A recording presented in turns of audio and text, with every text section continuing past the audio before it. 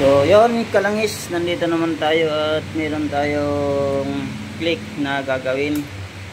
Ito ay iniwan lang dito at panay regondo lang. Ayan yung battery 12.5. Yan o. Oh. Yan, panay regondo lang siya. Wala oh. Patay natin electric fan, medyo maingay. On off ulit natin. Yan.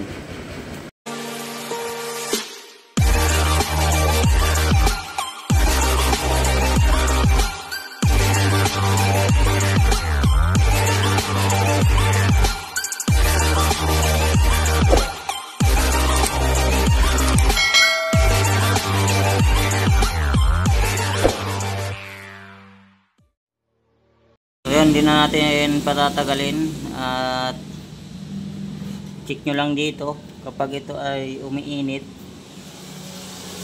ibig sabihin sira na yung ating ignition coil ng ating Honda Click.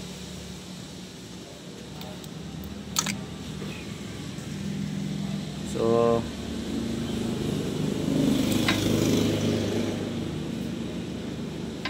tapos pag iparegondo nyo, wala nalabas na kuryente dito sa ignition coil. Tapos ito nainit, ibig sabihin sira na yung ating ignition coil. So bumili si sir, wala siyang mabili ng original muna, pansamantagal.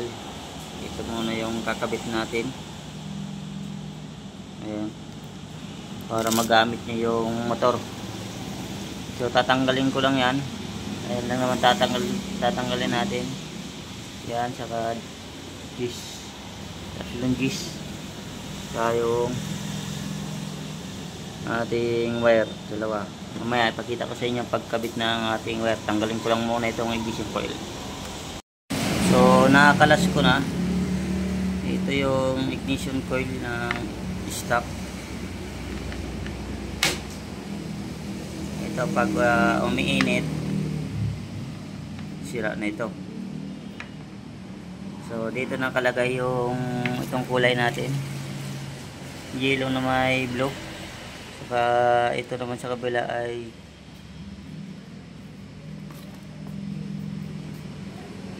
black na may white, black white, saka yellow blue. So dito natin yan kakabit ang black, ito naman yung yellow, black, yellow.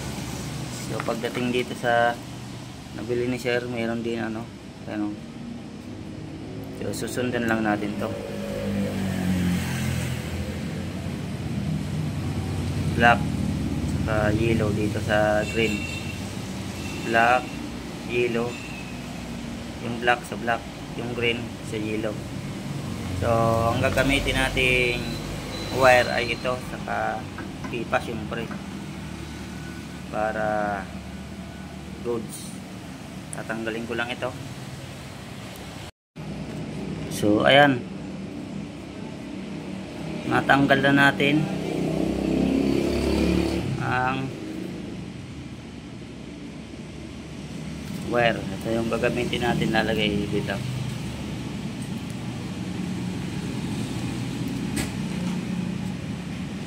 Yan o, init pa nito. So hindi na natin yan ititester dahil pag ito mainit, automatic yan sira.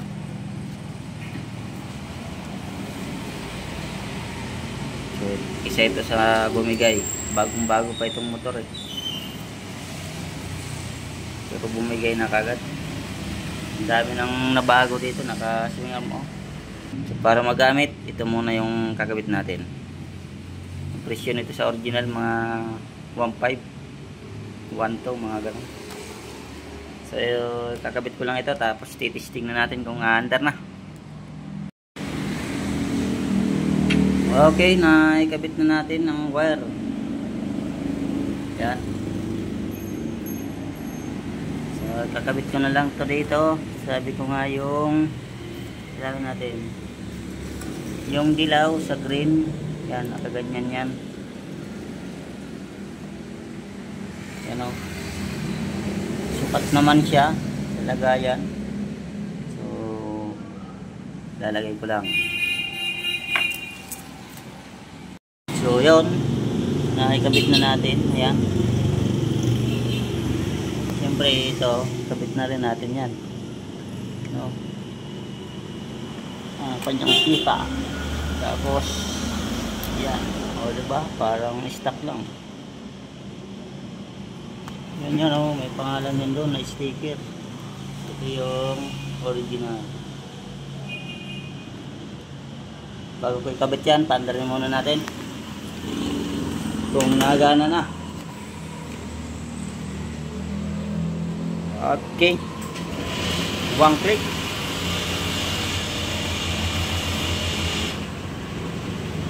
Goods.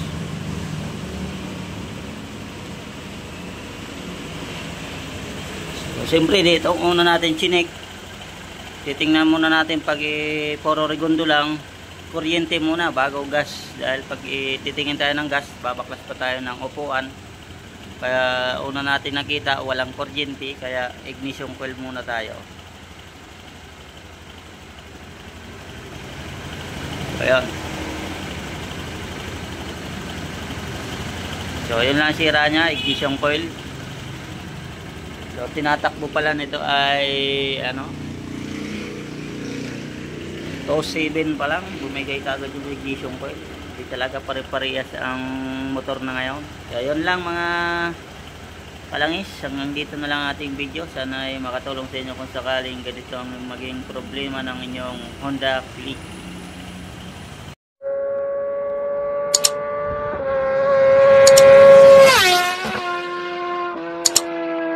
Thank you for watching my video.